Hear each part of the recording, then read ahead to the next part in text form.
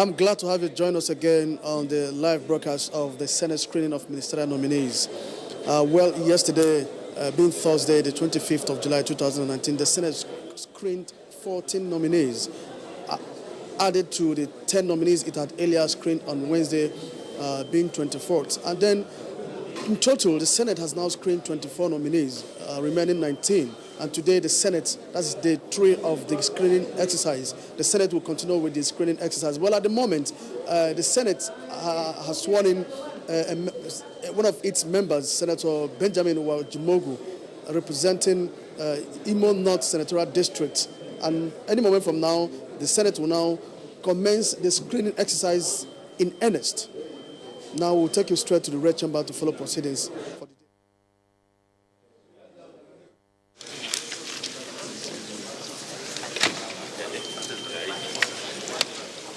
Fine, sir. How are you? Thanks.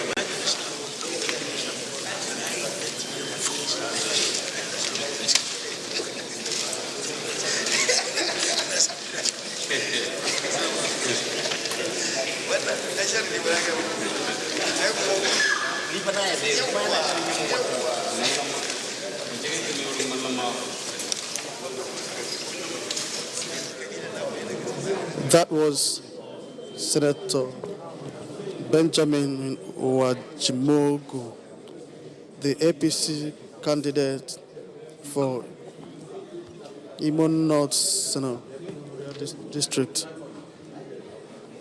He has been sworn in. Now he's taking the handshake. Well, he was also a member of the 8th Senate.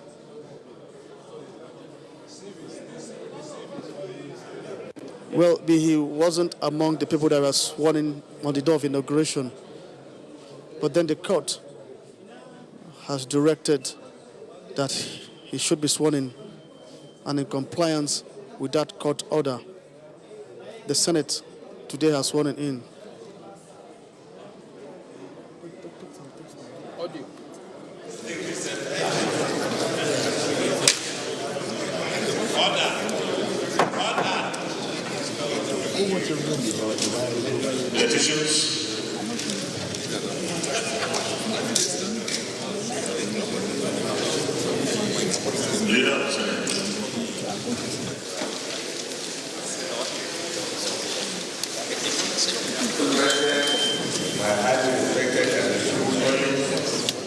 The only order of the day is a motion requesting the Senate to resume the screening of persons listed on the order paper as ministers of government of the Federation of the Federal Republic of Nigeria in accordance with Section 147, subsection 2 of the 1999 Constitution as amended.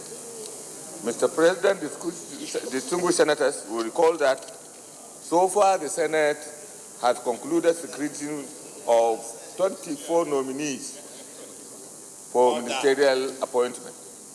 The Senate will now resume the screening of the remaining nominees.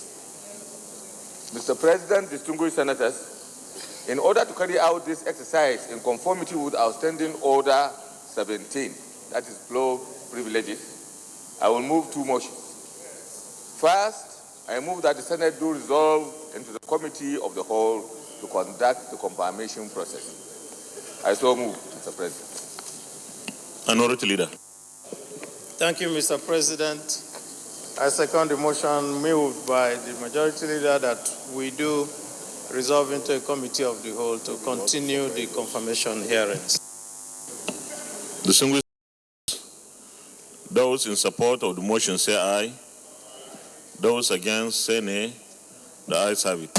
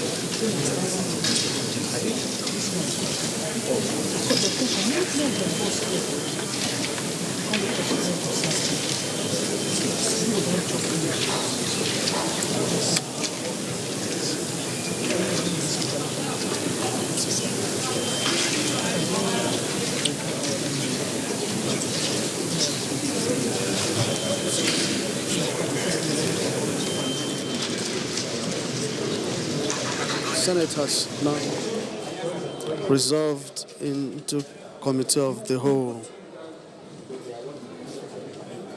to continue with the screening process.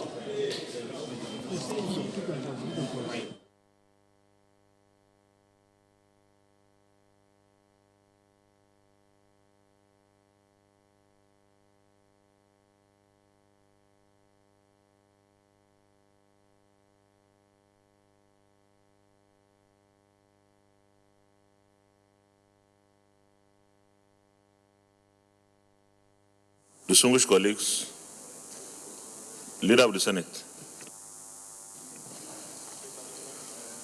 Mr. President, in the chair of the Committee of the Whole, my distinguished and highly respected colleagues, my second motion is to move that the Senate do admit the nominees, House of Representative members, non-serving senators, non-serving House of Representative members, and other government officials into the Senate in order to conduct the exercise. I so move, Mr. President. I so second. Those in favor of the motion say aye. Those against say nay. The ayes have it. Stand at the terms.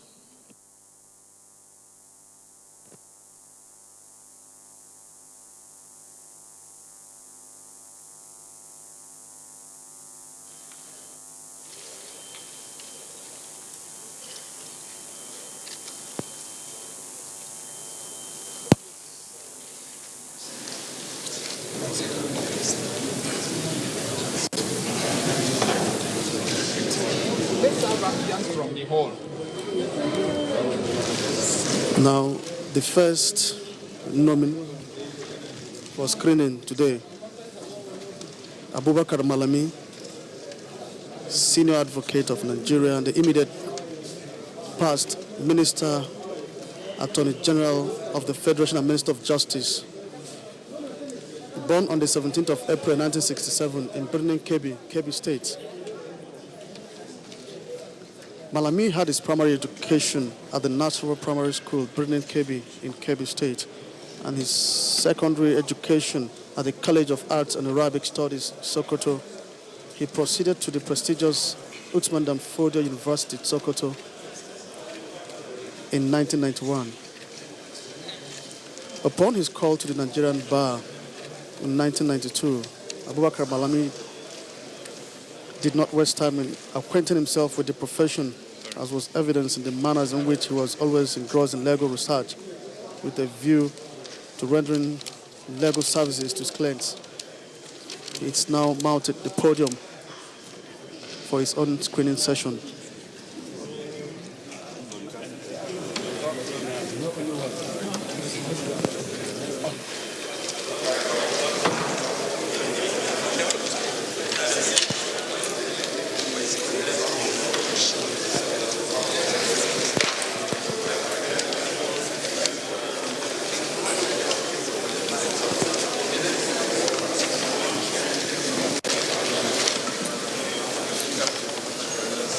Distinguished colleagues,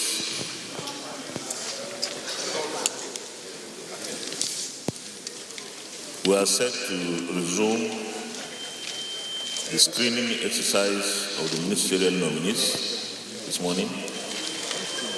And the nominee before the Senate is the immediate past Attorney General of the Federation, Abubakar Malami, and is from Kebbi, the nominee for Kebbi State. On behalf of my colleagues,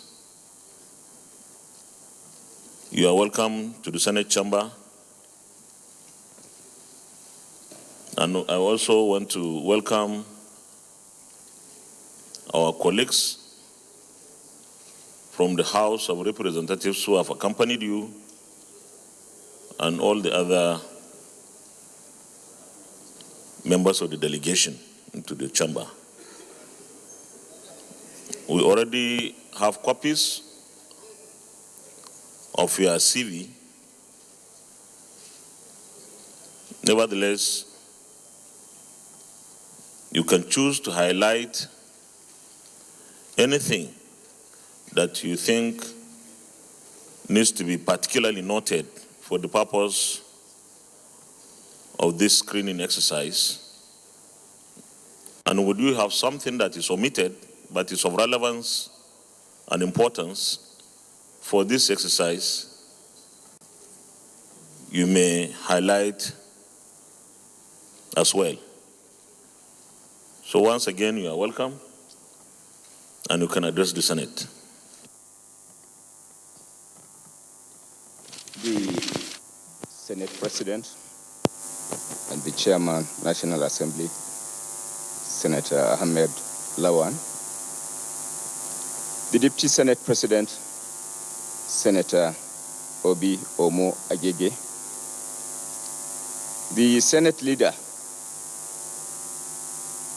Senator Dr. Yahya Abdullahi Mallamawan Kebi, the Senate Minority Leader, Senator Abaribe, distinguished principal officers of the Senate, distinguished senators. Allow me, Mr. President, to specifically recognize the distinguished senators from my state with particular reference to Senator Muhammadu Adamu Aleru Garkuangwandu and Senator Bala Ibn Allah, having recognized the Senate leader, who indeed is equally a senator from Kebbi State, my home state. I would also like to take this opportunity, Mr. President, to recognize and acknowledge the presence this morning and the company of members of the House of Representatives from my state who have spared time to accompany me to this hallowed chamber. Mr. President, as rightly reflected on my CV, my name is Abubakar Malami, and Kebbi State is my state of origin. I am a family man, married with children. I started my primary education in Nasarawa Primary School, Birnin Kebbi, and I was indeed born in Birnin Kebbi of Kebbi State on the 17th day of April 1967. After my primary education in Nasarawa Primary School, I proceeded to College of Arts and Arabic Studies, Sokoto, as it then was, now known as Sheikh Abubakar Gumi Memorial College. After passing out from College of Arts and Arabic Studies, I had a 3-year diploma program in Common Law and Islamic Sharia with College of Legal and Islamic Studies, Sokoto. In 1987, I passed out. After the diploma program, I proceeded to Usman Danfodio University, Sokoto, where I have had a combined honors degree program in Sharia and Common Law. I was called to the Nigerian bar. After my university in 1991, I proceeded to Nigeria Law School Lagos campus, which was the only campus then, and passed and was called to the Nigerian bar in 1992. After my service program, I had Masters in Public Administration in University of Maiduguri. I have had a life as a legal practitioner. I initiated an office in my homestead, Birnin Kebbi, by name A.A. Malami and Co. before I eventually collapsed the practice and headed a law office of K.T. Turaki and Co., a former minister in the federal cabinet, Minister for Special Duties, Kabiru Tanimu Turaki, SAN. I headed the office for a period of around 9 to 10 years before I eventually established my practice. I have had a life as well as a lecturer. I lectured at a point in Usman Danfodio University, Sokoto. I was at a point in my state, a state council, and equally was at a point a magistrate.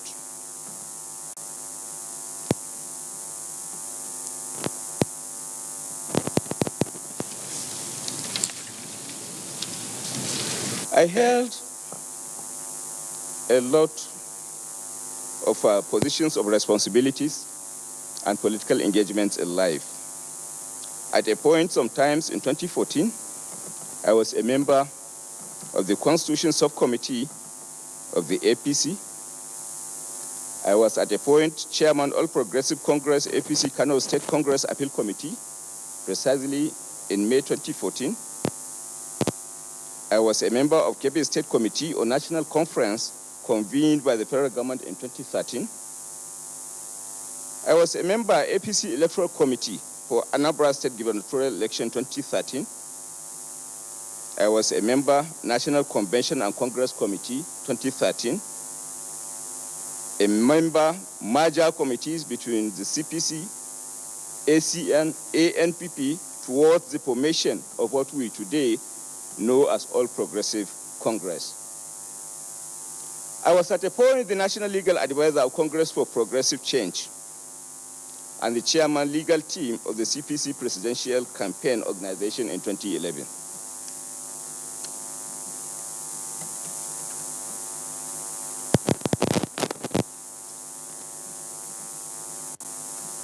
Mr. President, sir, I was equally a member of Transition Committee, a committee that was set in place to superintend the transition in 2015 from the former administration upon the winning of election by President Muhammadu Buhari. I was eventually magnanimously appointed a minister of the Federal Republic of Nigeria in the capacity of Attorney General of the Federation and Minister for Justice by President Muhammadu Buhari. And I'm happy to state that we have recorded some modest achievements during my tenure as the Attorney General of the Federation. The achievements were multifaceted. among which, from the legislative perspectives, we have succeeded in presenting some modest legislations that were targeted at shaping the anti-corruption fight of President Muhammadu Buhari. Among the legislations of note that has direct bearing to the fight against corruption were Money Laundering Prevention and Prohibition Bill 2017, Anti-Terrorism Prevention and Prohibition Bill 2017, National Financial Intelligence Bill 2017, Proceeds of Crime Bill 2017, Public Interest Disclosure and Witness Protection Bill 2017, the Mutual Legal Assistance in Criminal Matters Bill 2017. And I am happy to state that arising from the passage of some of this bill, Nigeria, that was at a point being considered for expulsion, for dismissal from participation in Egmont Group, was indeed restored as a full-fledged member. The implication of participation of Nigeria as a member of Egmont Group is the ability of Nigeria as a country to share intelligence as it relates to illicit financial cash flow, among others. I am equally of the view that we have recorded some successes in terms of policy formulations. Before the coming in place of the administration of President Muhammadu Buhari, we have had cases, particularly criminal cases associated with corruption, that had been on for over a period of 10 years without meaningful progress. And then arising from desire to ensure speedy determination of these cases, I came up with Executive Order number 6 that was eventually signed by the President, and arising from that development, cases particularly that have corruption undertones have recorded tremendous speedy dispensation. Modest convictions were as a result recorded. It was those type of policies eventually that saw us being reconsidered for membership of the Egmont Group, among others. We have had in place a whistleblowing policy that translated into greater success associated with the recovery of looted assets. We have taken steps to ensure that not only policies were formulated, but they were indeed effectively enforced. Among the policies that were in place that we have succeeded in enforcing was the TSA, Single Treasury Account, Integrated Platform for Personnel Information System, which eventually translated to a massive discovery of ghost workers. Over 23,000 ghost workers were taken out of the payroll of the federal government, arising from the IPPIS policy that was put in place. We have created a situation of greater visibility of financial dealings of Nigerians through the enforcement of the bank's verification number. So, arising from that, application of Executive Order number 6 became effectively in place. Accounts of individuals standing corruption charges could visibly be seen, and we have taken steps in ensuring that they were blocked for the purpose of ensuring at the end of the day that the funds that are in contention relating to corruption cases are not utilized by people standing trials so as not to jeopardize investigation, and eventually, if convictions are obtained, to ensure the forfeiture of the associated assets.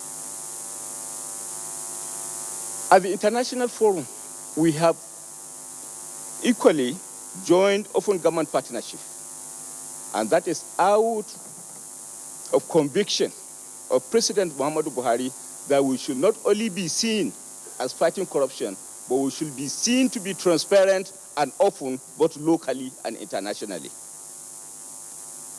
I am happy to report that arising from my initiative, the Nigerian government has indeed enrolled as a member of Open Government Partnership internationally, which allows us an opportunity to embark, accommodate, and operate transparent and open government. We have given effect to Administration of Criminal Justice Act by way of policy, which has as well translated into speedy dispensation of justice with greater efficiency and transparency in the administration of justice. In terms of the fight against terrorism, I am happy to state that we have succeeded within the time I was accorded an opportunity to be the Attorney General of the Federation to conclude 63 terrorism cases and secured 59 convictions out of the 63 terrorism cases that were handled. We have taken cost-effective measures in terms of administration of justice. And I'm happy to report that we have succeeded in saving the federal government of Nigeria 145 billion naira through the defense of cases relating to claims against the federal government. In terms of dollars, we have equally succeeded in saving the federal government $5 billion within a period of 3 years through successful defense of cases associated with such claims.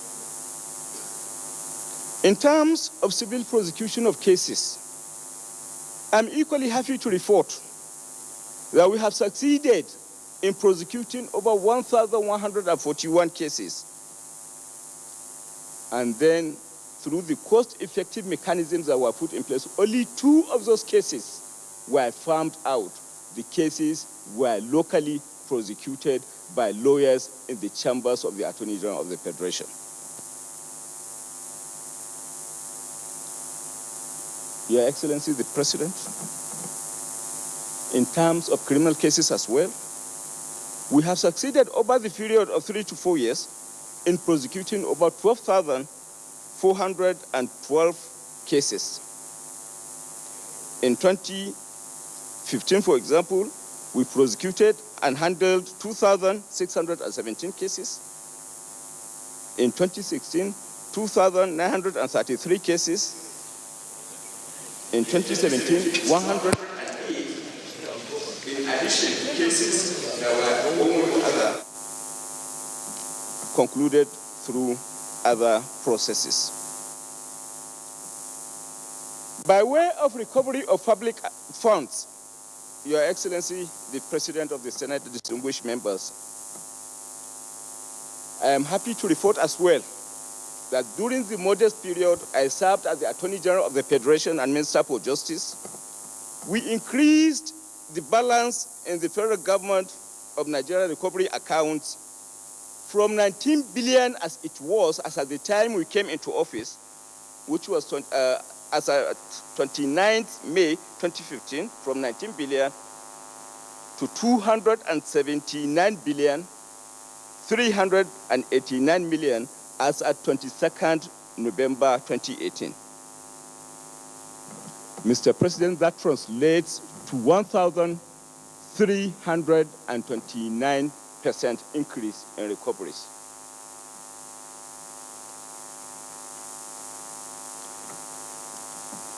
Mr. President, the Federal Ministry of Justice exclusively recovered $779,495,900 out of this amount. And indeed, in Naira, we recovered 59,163 million within the period under review. Let me state, Mr. President, that the successes that I feel we have recorded over time when I served as the Attorney General of the Federation were mainly and substantially on account of what I understood to be the basis and foundation for progress as far as this nation is concerned, which indeed was collaboration. Arising from the collaboration of the executive and indeed the legislature, we have succeeded in bringing about legislation that had direct bearing in whatever policy is put in place by the federal government. So in essence, I come to understand, Your Excellency, arising from that development, that no meaningful contribution, no meaningful success can be achieved without integration, without collaboration, and without working together. Your Excellency, if given an opportunity further to serve this nation in whatever capacity, I want to place it on record that it is my desire and intention to operate within the context of integration, within the context and spirit of Section 15 of the Constitution of the Federal Republic of Nigeria, which establishes the desire and need for integration. Within the context of Section 15, which establishes the need for collective action as far as the fight against corruption is concerned. But one thing I come to realize, Your Excellency, the President of the Senate, distinguished members, is the fact that the Office of the Attorney General has exclusive responsibility of upholding the public as against individual interest. Upholding the public interest, and in so doing, embedding it, flavoring it with the interest of justice, and indeed ensure at the end of the day that no abuse is allowed to set in. It is not an office that is exclusively targeted at serving an individual interest, but collective interest. So in so doing, Mr. President, what is expected of the Office of the Attorney General, arising from my appreciation, is indeed upholding the public interest, particularly when it comes in conflict with an individual interest. The public interest, the interest of 180 million of Nigerians, as against the interest of a single individual.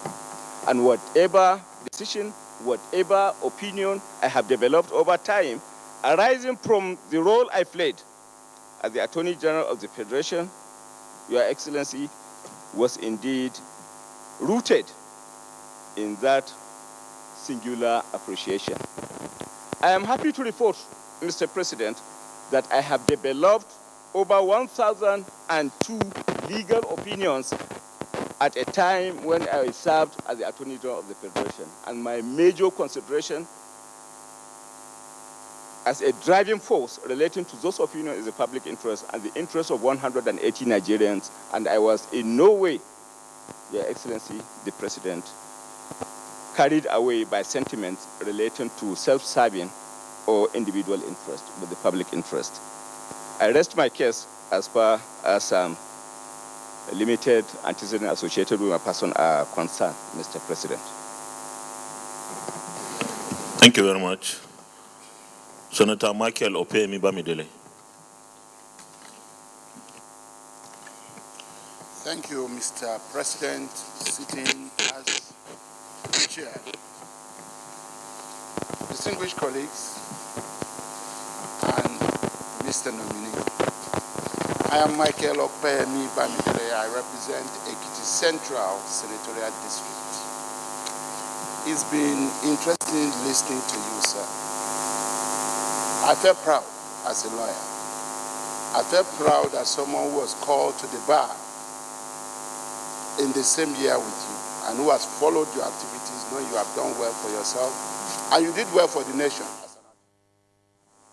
However, Mr. Attorney, Mr. Nominee, there's still so much to be done.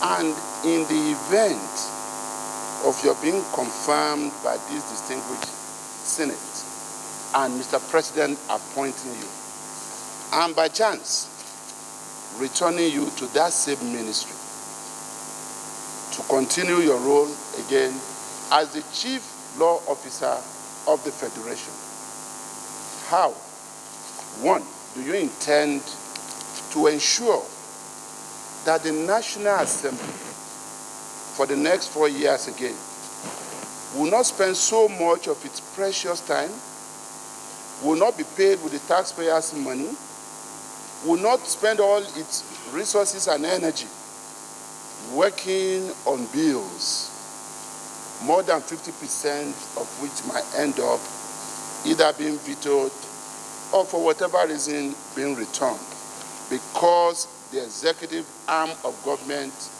considers such bills as not being workable in overriding public interest. So how do you intend to work closely with the National Assembly to prevent this?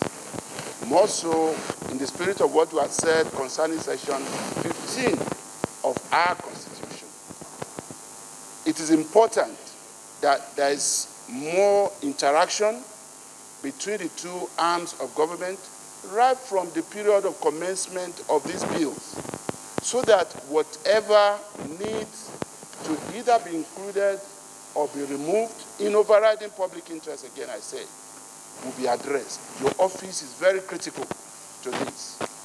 How also do you intend to be able to interface with the judicial arm of government to ensure there is better understanding of the workings of the executive arm of government? As a privileged member of cabinet in Lagos State, as a commissioner, I was part of a team of that government that would always work with the Office of the Attorney General and Commissioner for Justice in ensuring that there were retreats, there were seminars, there were collaborative programs with our judges for them to even understand the basic understanding and certain policies of government that will inform either the laws that will be made by the State House of Assembly, or will help the judges to understand why certain things have to be done. I think it's important that we continue to remind ourselves that our legal system is a creation of our political system. And these laws that people go to court to interpret are made by politicians.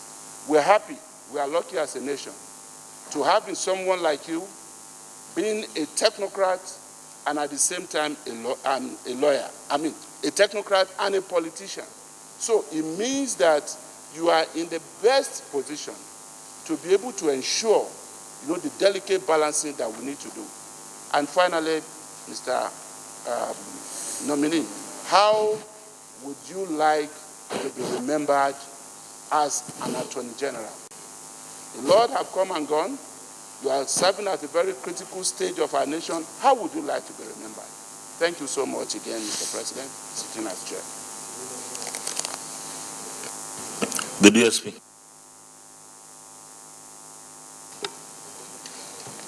Thank you, Mr. President.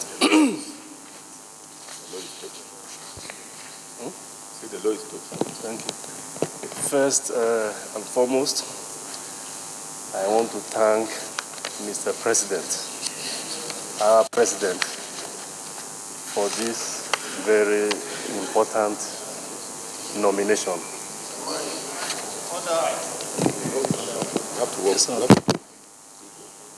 I want to thank Mr. President for this very important nomination, or indeed renomination.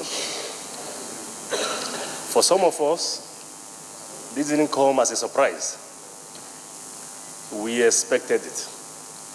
We expected it because of the invaluable contributions you've made to that office since you assumed the office of Attorney General. You are a good man. You are a brilliant attorney. More important than that, you are a fearless anti-corruption warrior. And this is one of the major planks of the president's programs and promises that he made to this country in the course of the campaign. And I'm glad he has you as the chief law officer to champion this anti-corruption campaign. Now, there are a lot of issues that are dear to me. You've addressed most of them in the course of your presentation. We had the Chief Justice of Nigeria here a couple of days ago for confirmation. One of the issues I raised with him, even though the question wasn't really answered, but I think you've given me some insight.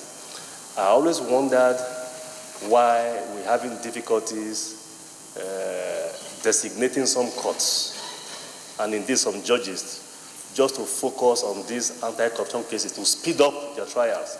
Because like you rightly articulated, sometimes we've had anti-corruption cases ranging from 8, 9, 10 years unresolved. But thank God for this Executive Order number 6, which you just mentioned. I hope that will go a long way in addressing that issue. Now,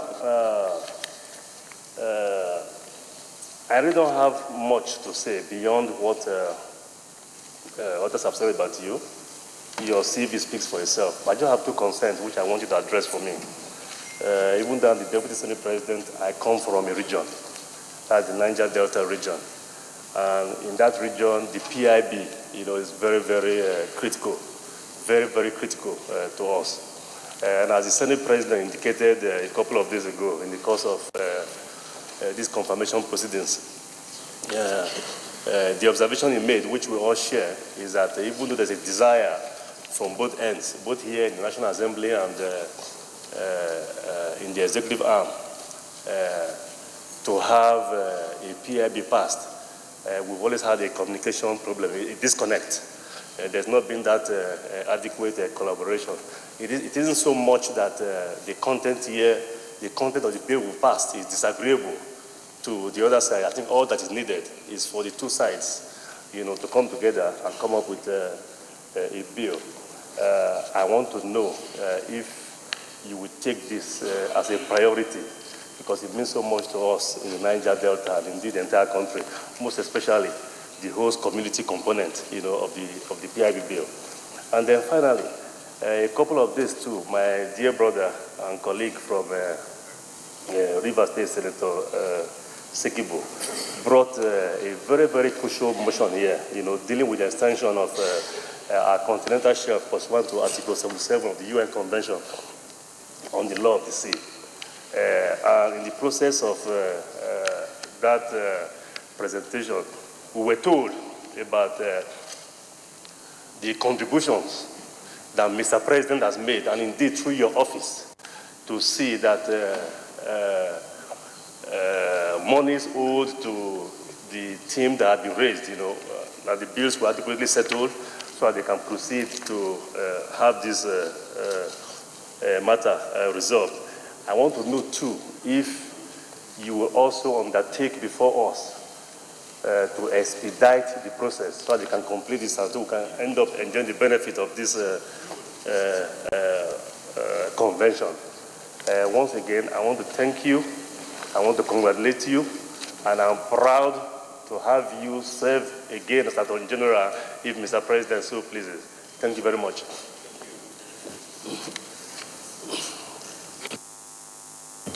Minority Leader. Thank you, Mr. President, sitting as the chair.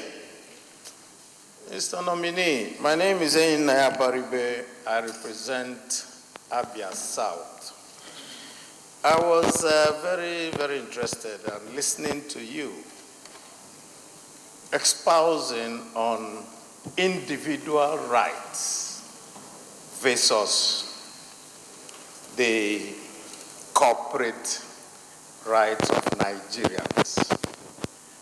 Section 36, 37, 38, 39, all the way to, I think, 44 puts all the rights of Nigerians, including you, there. And as Attorney General, I'm sure you are the person who guarantees the rights of Nigerians. And so I want to ask you, why? Or would you be able to explain to Nigerians why you, as Attorney General, has not been able to guarantee the rights of those Nigerians who have been granted bail and are still in custody?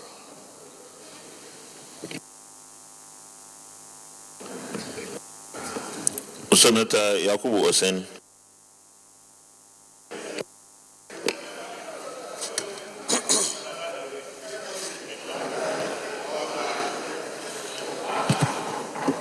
Order.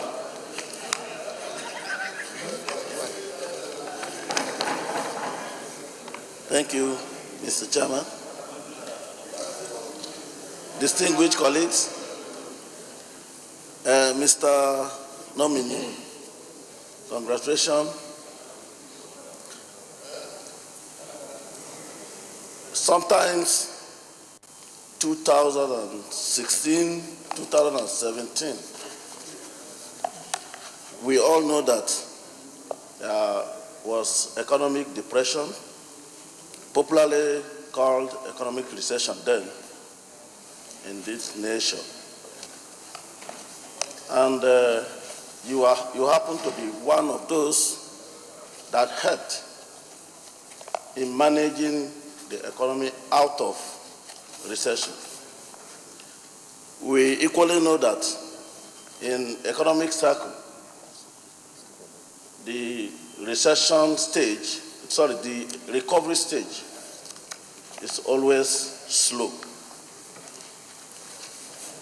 My question is this: as with your wealth of experience and as a ranking minister that you be, is there anything different that you are going to do to make sure that the speed, the rate of economic recovery can be faster than what we are having now? Thank you, Mr. President.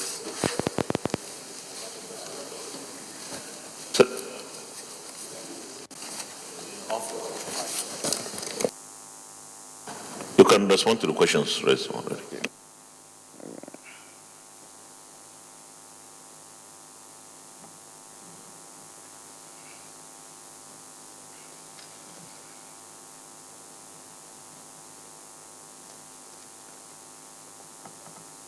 Yes, distinguished senators. Well, a question was asked by my friend, my learned friend, Senator Michael Ofemi, seeking to know what I think I can do different in terms of ensuring that bills that are passed on to the president for assent are not unnecessarily rejected along the line. In the course of my submissions, I have highlighted on an experience and appreciation of the fact that whatever problems we have associated with running of the government is indeed embedded in the absence of collaboration and cooperation. So the major thing I think I can do differently by way of ensuring at the end of the day that bills coming from the National Assembly are assented to by the President is to establish a culture of collaboration. A culture of deep-rooted collaboration, for that matter, and not a collaboration as we see it today. What we have today, perhaps, is simply a public hearing arrangement as a means of perhaps entertaining opinions, contributions, and observations associated with bills. I think we have in place a friendly National Assembly that will allow for integrated consummation of ideas. Perhaps maybe a bill that is rooted in the national interest should be a bill that right from conception should be shared between the executive, the judiciary, and indeed the legislature, so as to entertain opinions, entertain objections, entertain whatever superior argument could be accommodated for the purpose of fine-tuning it to ensure at the end of the day that it sees the light of the day for assent. Let me cite an example, for example, with a PIB bill that has been raised by the distinguished Deputy Senate President. That bill was fundamentally rejected, among others, by the President because of the fact that the interest of the host community was at a point compromised. Compromised in which way? Compromised in the sense that self-serving sections were brought into it, conferring powers on an individual as against the institution. And the public interest element of the role of the President requires that the public interest should be factored more as against public or individual interest. So that was fundamentally the reason why, among others, it was rejected.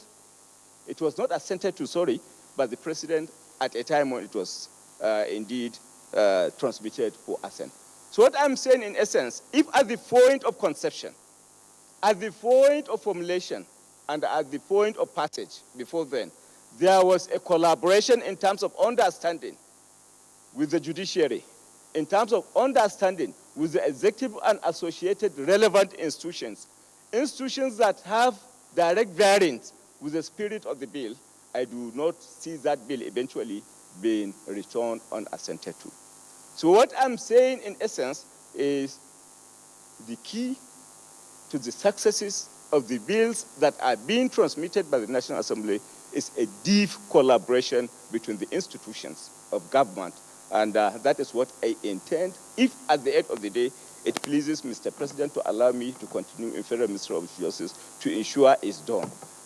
We address the issues of collaboration at the institutional level, and then at the point of public hearing, we collectively entertain the opinion of the public to see what further amendments, what further enhancements in the quality of the bills are put in place for the purpose of ensuring at the end of the day that we succeed in having them assented to.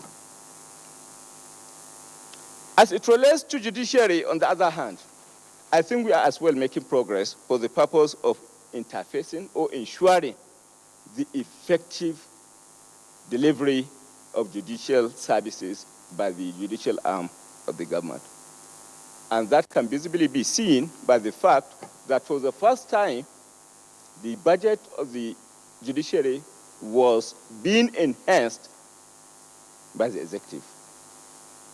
As at 2017, it was enhanced by 2 billion. And then we have now taken it up further by way of ensuring the autonomy of the state judiciary. It was never the practice before now, before the amendment to the Constitution, it was never the case for the state judiciary to enjoy some level of autonomy. And as it obtains today, not only that Mr. President assented to the constitutional provision that embedded the independence of the judiciary in terms of finances and funding, but indeed goes further to have in place a committee that will see to the execution and implementation of such autonomy, among others. So I think it's no longer a situation of he who plays the fifer dictates the tune, but then we have taken and put in place policies that will, at the end of the day, see, one, to the independence of the judiciary, and then two, create a very good working environment in terms of collaboration, in terms Mr. of... President, 5 more minutes, please.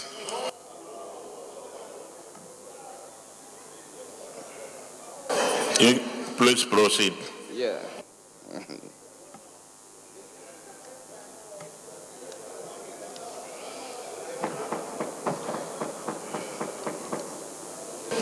Distinguished colleagues, questions have been asked. Yes. Let's take the questions that have been asked and then we'll make progress. But let's have the questions responded to. So we'll listen to him in silence, please. A question was asked as to how I want to be remembered as the Attorney General of the Federation. Well, Your Excellency, the President of the Senate, if I'm to be remembered as having played a role as far as the development of this nation is concerned. I think you can be concise. Okay, sir. Brief. One, I want to be remembered as being an Attorney General that stops the drift of this nation into disintegration, taking into consideration what is being manifested arising from the hate speeches, among others. So my major task and intention is to ensure that our laws relating to treason and treasonable felony are indeed effectively brought to bear to ensure that this nation of ours remains one and the same. Ensure at the end of the day that aggressively we intensify the fight against corruption, recover the looted assets locally and internationally, and at the end of the day, make our system of governance, both executive, judicial, and legislative, efficient and effective. I think the question by Deputy Senate President has been taken in passing, but then the other arm of it relating to continental shelf. I'm happy to record that that was a process that has been on for over a period of over 10 years before the coming in place of this government without any successes being recorded. But I'm happy to report that I was the chairman. Eventually, I was made the chairman of that committee.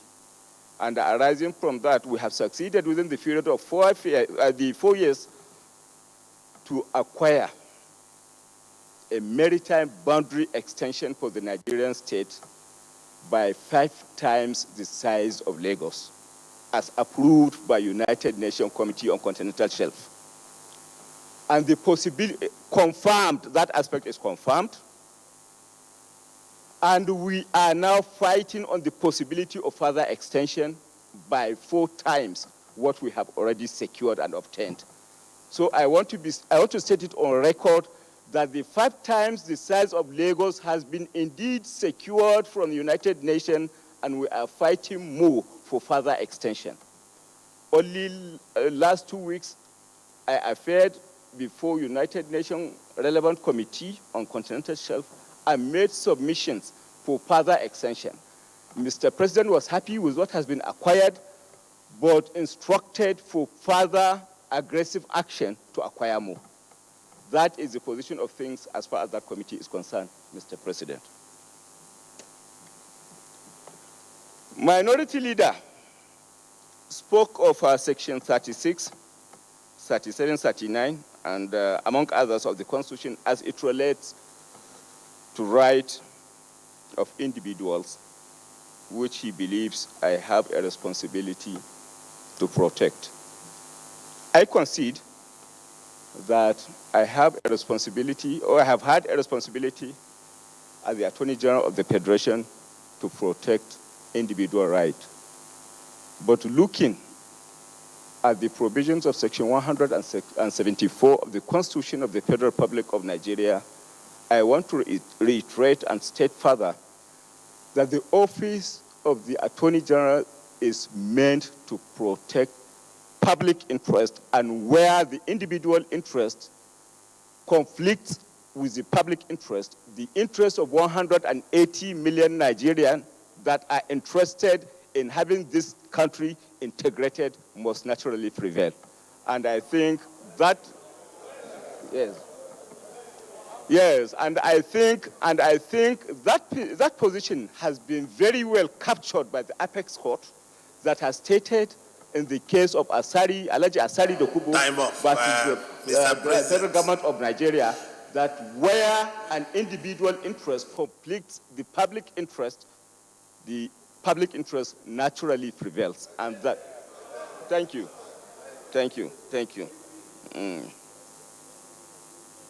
Yes. Well, the final question, Mr. Your Excellency the President, Senator Yakubu, perhaps ask a question as to what I intend to do in terms of ensuring speedy recovery of the economy. I think fundamentally the Office of the Attorney General has a greater responsibility in ensuring the blockage of leakages associated with the economy. And I think that is what this administration has succeeded in doing by way of bringing about the policies that brings about sanity, prudence, and the management of the scarce resources of the country. So it is about the enforcement, and I think the Office of the Attorney General will double effort in ensuring that the leakages associated with economic activities are indeed adequately blocked. Thank you. Senator Mohamed Adamaleru and then Senator Bala Ibn Allah.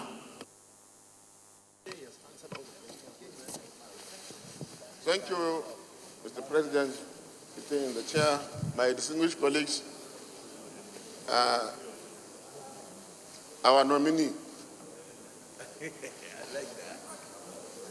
Mr. President, distinguished colleagues, the nominee happens to come from my constituency, that is Kebbi Central. He has been a very loyal member of our party. He has contributed a lot to the progress of the party, both at the state and at the national level. In fact, he is more seen at the national level when the merger was made between the APC, the ACN, CPC, AMPP, and also other political parties. Mr. President, he mentioned a lot of achievements that, to the surprise of even the other side, is by no means a big achievement. During his tenure as Attorney General of the Federation, Mr. President, I need your protection. I have the floor. Please, I'm addressing the chair. I need your protection. Mr. President, the Office of the Attorney General of the Federation, during his tenure, has secured more convictions on higher profile cases than any other administration we had in the past. Not only that, Mr. President, his office has instituted machinery to recover more money than any other previous administration had done. He appeared before us. He has answered the questions very well. All questions were answered. To the satisfaction of even the other side. Yes. To the minority. Yes. To the minority. Yes. Refer to them as minority. Minority to the minority. Point of order, minority leader. Minority whip. Point of order. Minority whip. No, minority whip. You say point of order. Which point of order?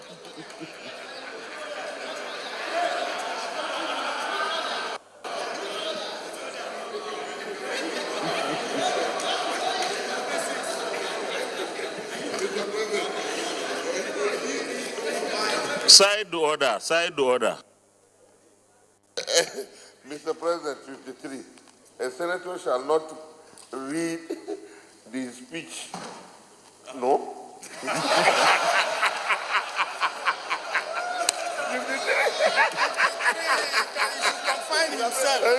Mr. President, Mr. President, a senator shall confine himself to the issue and point of discussion, yes, but not 53. Since you cannot cite the order, I think you are completely out of order, and I rule you out of order. Senator Taylor will continue.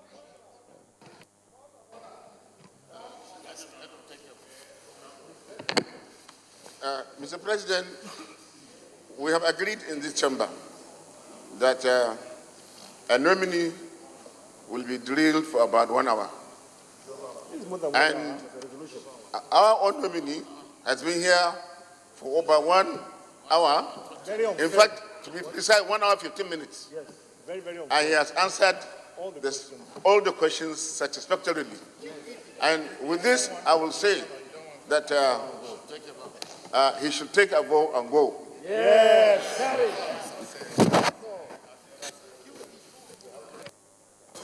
Well, Mr. Senate President sitting in the chair, when we opted as KB caucus to allow our nominee not to be given the privileges that other nominees were given, it was because we knew the product we were bringing before the Senate. It was a deliberate attempt. You knew that we deviated radically from what we were used to from day before yesterday to today, which is correct.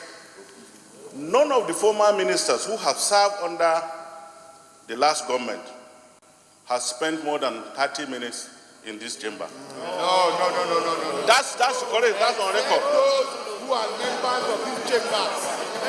Except those who are members of this chamber. Thank you. So, Mr. Senate President. Listen. Am I protected? I want to be protected. No. Okay. So, in doing so,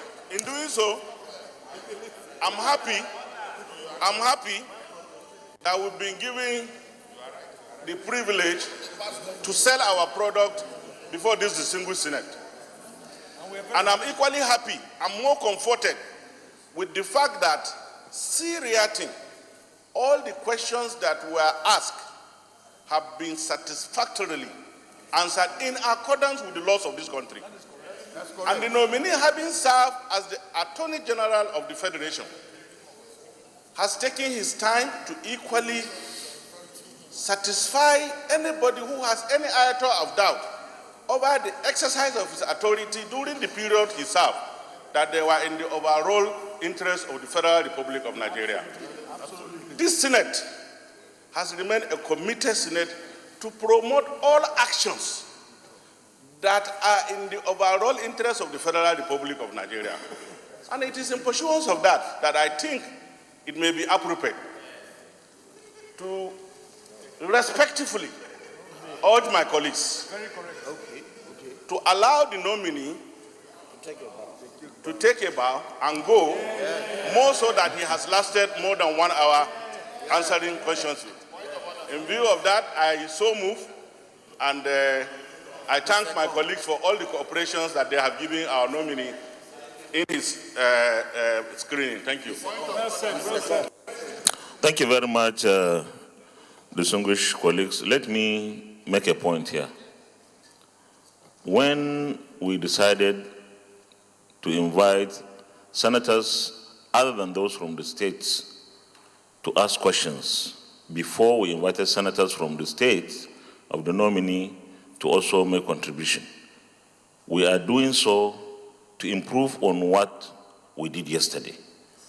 And there is no doubt that the questions asked were very good questions that Nigerians want to hear answers. The nominee himself, at the risk of sounding like his attorney, has brilliantly answered the questions. And I believe that time has come for the Senate to view or to think of allowing the nominee to take a bow and go. Is it the opinion of this Senate that the nominee takes a bow and go? Those in favor say aye. Those against say nay. The ayes have it. You can take a bow. Thank you. When the nominee takes a bow, please.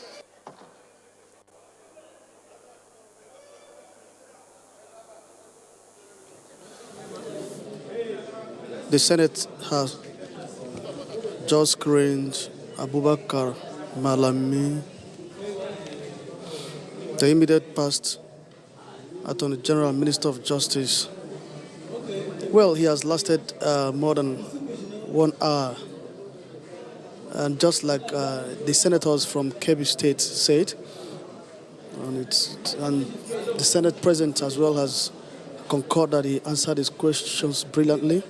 Well, on the issue of how he has contributed in supporting the federal government's anti-corruption stance, he mentioned some issues that were quite salient. He mentioned the Treasury Single Account, the enforcement of IPPIS, and the Executive Order 6 are some of the potent instruments that his office initiated that actually has checked corruption in the country. He was able to say that out of 600 terrorism cases prosecuted by his office while he was Attorney General, Minister of Justice. Of Government Administration. Mr. President, this is the only ministerial office recognized by this Constitution. So even if we have spent 3 hours with the Attorney General, it would have been too much.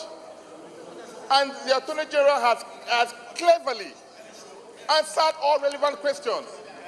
And we must also know that he's the most understood Nigerian. So this was a platform for him.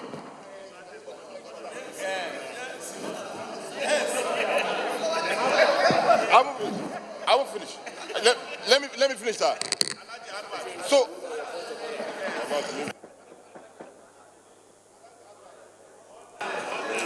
Distinguished colleagues, please let's listen to ourselves in silence. You have raised a point of order. I agree with you, and that was why when the Attorney General took, when the nominee took his stand at the podium, I did not invite senators from his state. I invited senators other than those from his states. And except the minority leader, all those who ask questions, including the DSP, have legal background. And the questions they ask, in my opinion, are very germane questions that the public is interested. And I think he discharged himself with excellence by responding to the questions without avoiding any of them. So I think there was no hidden motive or agenda. We are racing against time. If we had all the time in the world, and you can imagine, this is Friday, and we are still sitting here. This is to show the commitment of everyone here that we mean business. So we take note of your order, and I will not, but we have taken note.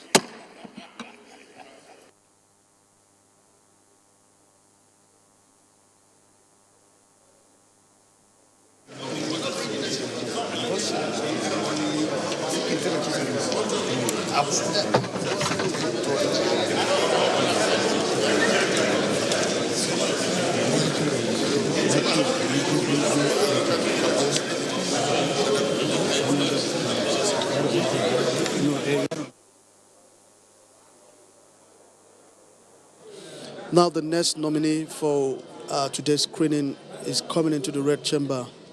That is the immediate past Minister of State for Aviation, Senator Hadis Sirika from Katsina State.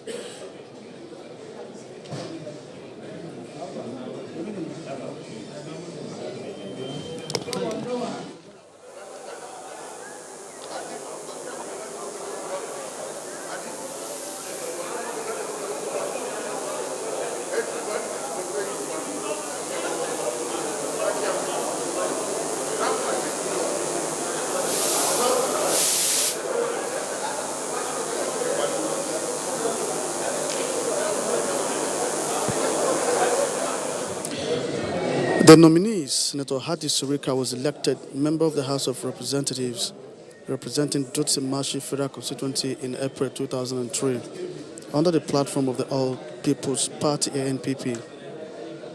He served under the House Committee on Police, Water Resources, Marine Transport, Works, as well as House Committee on Aviation, where he served as deputy. He has now mounted the podium ready for the screening. Senator Oba, can you get back to your seat? Go back to your seat, Senator Oba. Mr. President, the chamber is ready.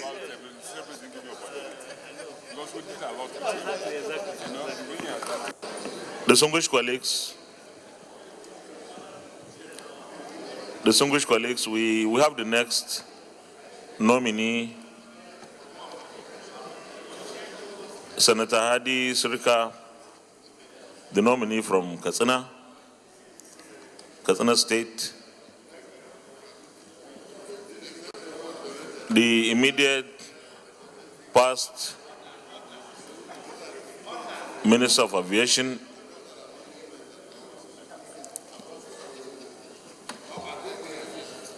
Senator Hadi Surika, you are welcome. On behalf of my colleagues, I want to welcome you to the Senate chamber. We are in receipt of your CV. We all have copies, but you can still highlight those things in the CV that you feel very strongly about that could be of help to the Senate in this process of screening. You could also let the Senate know if there is anything outside of your CV but are so important for the purpose of this exercise. Once again, you are welcome to the Senate chamber and you can address the Senate. Your Excellency, the Senate President and Chairman of the National Assembly, and of course, Chairman of this session, my very ranking friend and brother in the National Assembly business. We were once in the Green Chamber together. Your Excellency, my brother and friend, Ovie Omo Agege, Excellency, Deputy Senate President of this Federal Republic, the entire leadership of this hallowed chamber, and distinguished senators, in particular, Senators Ahmadu Baba Keita, my friend and cousin, representing Katsina North Senatorial District, Senator Bello Mandia, my long-standing friend, representing Katsina South, and of course, distinguished Senator Engineer Kabiru Abdullahi Barkia, our elder in the state representing Katsina Central. Your Excellency, Mr. President, please permit me to say thanks to Allah subhanahu wa ta'ala for making this a second time and for giving us the opportunity to once again be appointed by His Excellency President Muhammadu Buhari to serve our country in this capacity, provided that we're able to pass through this screening exercise. Your Excellency, I stand here with some nostalgia, having been in this chamber, earlier on having been in the other yet vibrant green chamber before here.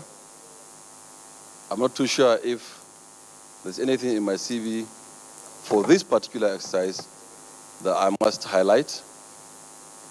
To say that all of my character and content and conduct have been long deposited in this National Assembly.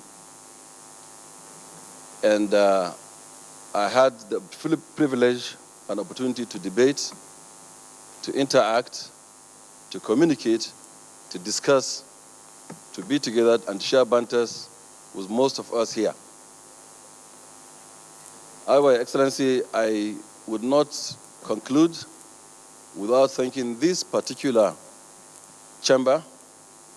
Once I was in charge of aviation as Minister of State Aviation in the Ministry of Transportation, I had a course to take a decision to close the only runway that we have here in Abuja.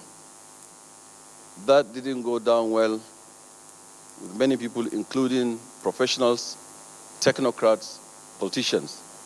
And as true speakers, on behalf of the Nigerian people and the custodian of the law of the land and the makers of these laws of land that we follow, you had the wisdom to invite me 3 times and for a record 9 hours to discuss and iron out those concerns to close that single runway for all of the consequences that were then anticipated. However, through your guidance and through those exercises, we were able to together see the end of that project on time and on budget. It was quite challenging because we needed the understanding of the National Assembly at the time. It was doctrine of necessity. It wasn't budgeted earlier on. It has to pass through legislative budget at the time, and it was passed, and we were able to deliver that project. Second comment, which is the last comment, Your Excellency, is that through the experience I had in the last dispensation, I think there may be a need to reconsider the Public Procurement Act. The exercise is very cumbersome, tedious, time-taking, and honestly very difficult for the executive to operate. You spend about 1.5 years in an attempt to make procurement. And the intent of the law is very good. It is to have value for money. It is to ensure transparency. It is to ensure accountability. It is my humble opinion that all of this can be achieved if the laws are reviewed, because having consideration of the fact that it's a 4-year tenure, and if you spend 1 year or 1.5 years trying to procure, it will be extremely difficult for you to perform. Notwithstanding, however, in my capacity at the time, we embarked upon 157 projects, out of which 134 were 100% successfully completed, thanks to committees of National Assembly for their oversight and support. Your Excellency, I'd like to stop here to thank you for the opportunity to say a word or two, and also to thank all of other distinguished senators that are here present, including but not limited to, of course, my good friend Emmanuel Baucha, who decides not to call me on the telephone until when he's sure.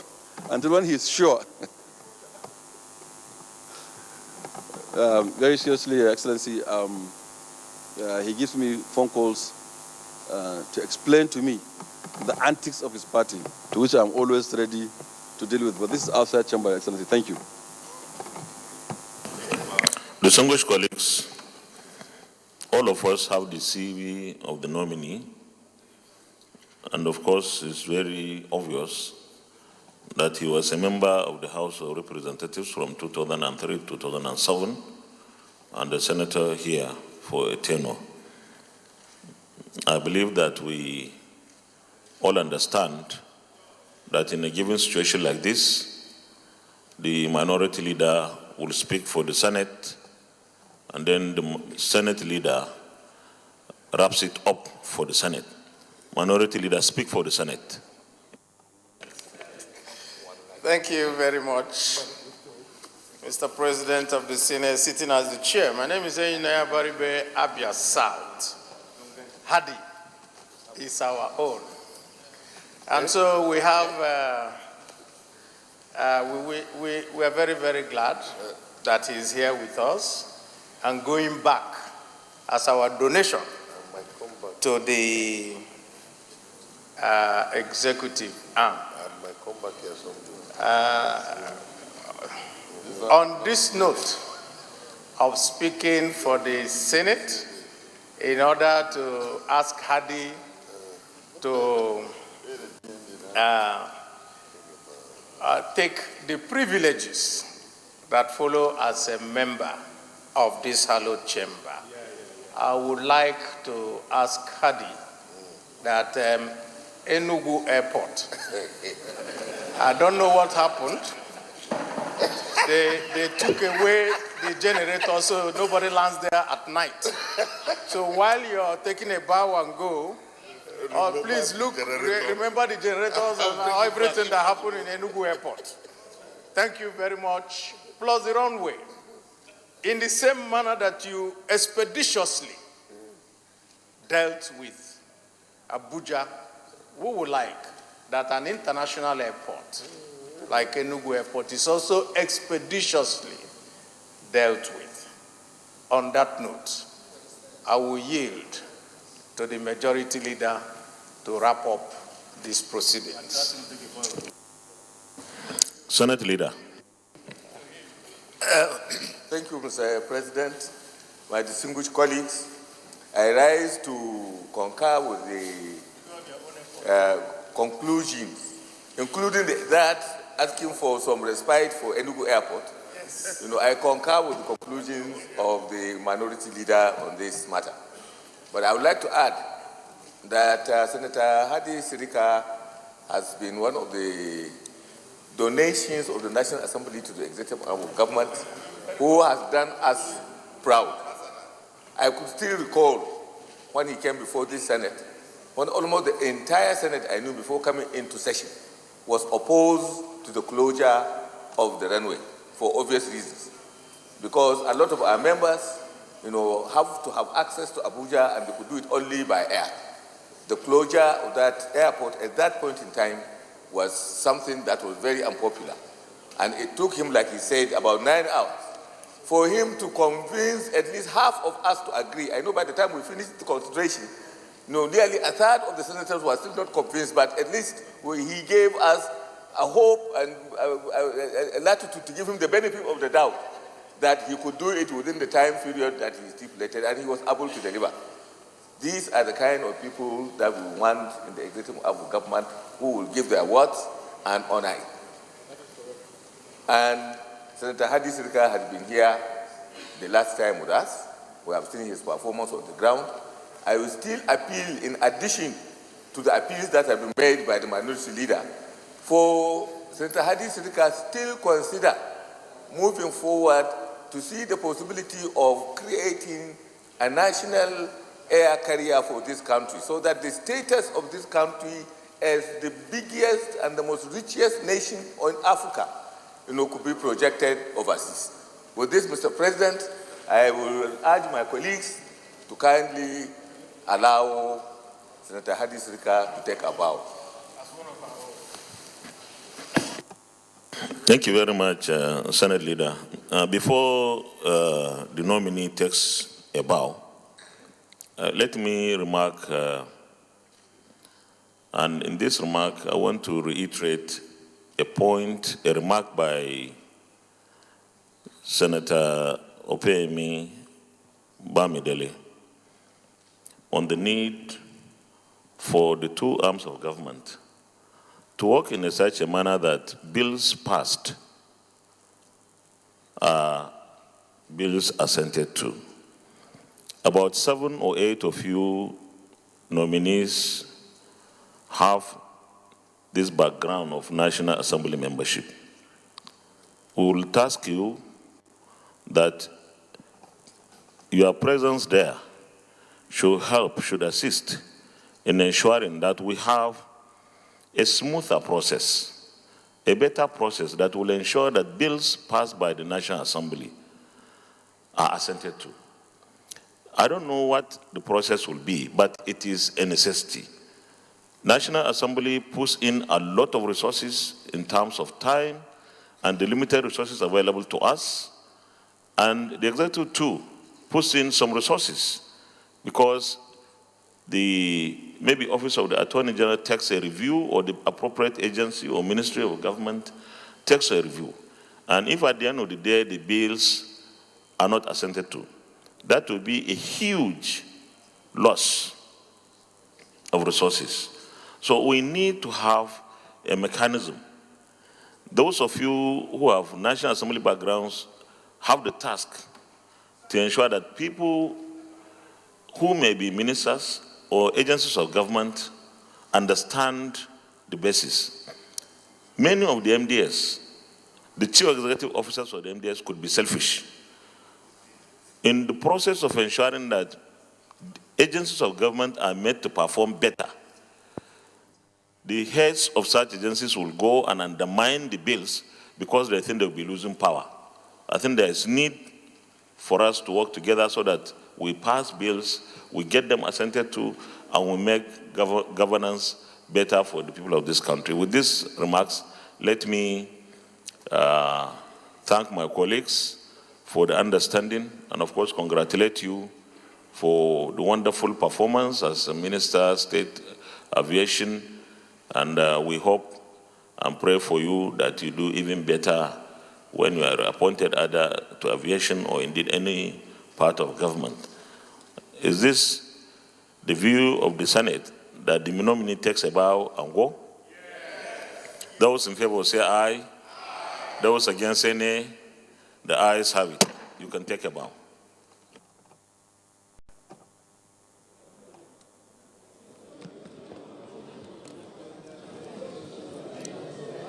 Senator Hadi Sirika has been screened. The second nominee to be screened after this screening exercise.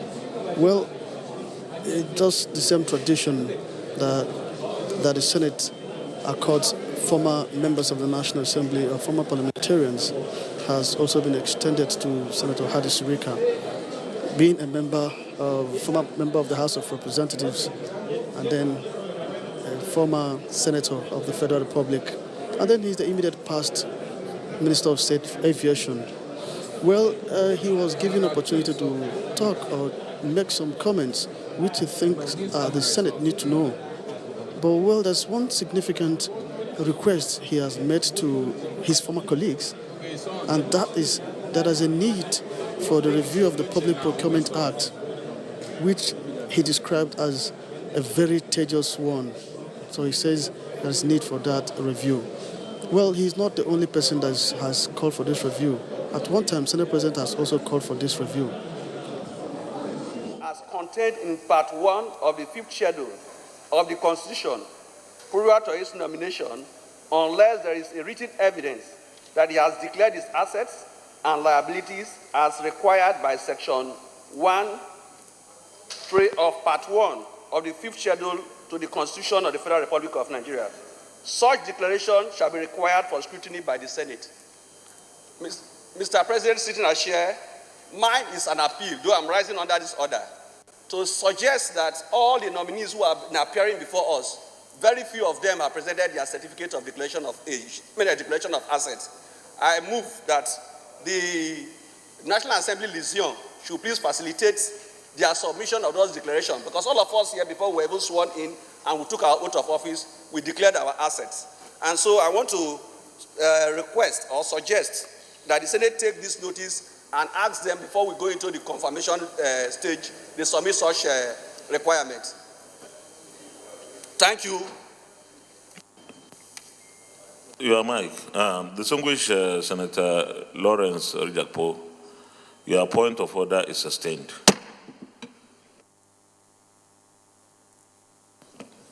The next nominee is Dr. Osage Henry. Is he around? He's not around. Sorry? Yeah, we'll just briefly. It's not around. We'll take the last one. Okay. So we have distinguished senators. No. Distinguished senators.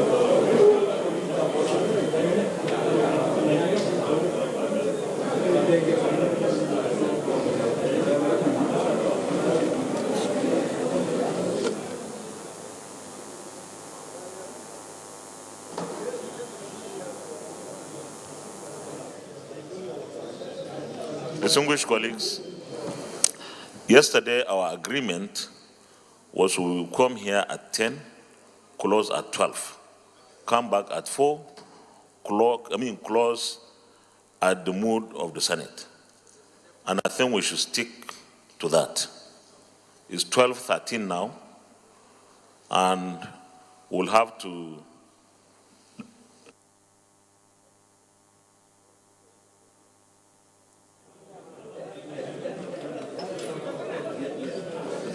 so we'll go back to plenary and then close and come back at 4 o'clock. Leader of the Senate. Mr. President, sitting in the chair, my distinguished colleagues, I will rise to move that the chair move to report progress. I so move. Mr. Chairman, I second that the Senate revert to plenary to report progress.